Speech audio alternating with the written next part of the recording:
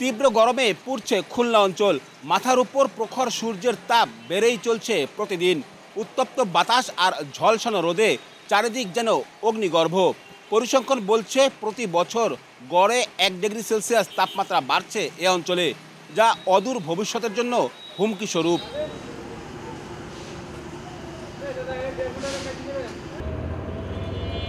গত 3 দিন ধরে খুলনা ও এর আশেপাশের বিভিন্ন জেলায় বইছে তীব্র দাবদাহ।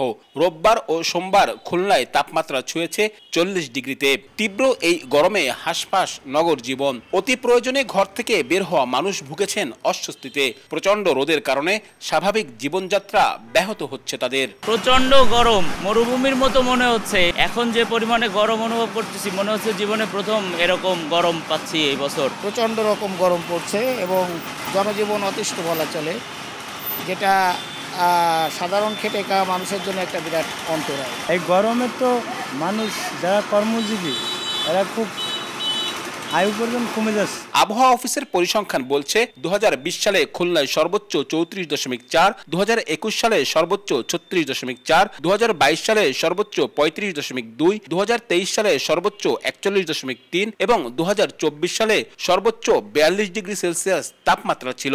অর্থাৎ প্রতি বছর গড়ে 1 ডিগ্রি সেলসিয়াস তাপমাত্রা বৃদ্ধি পাচ্ছে।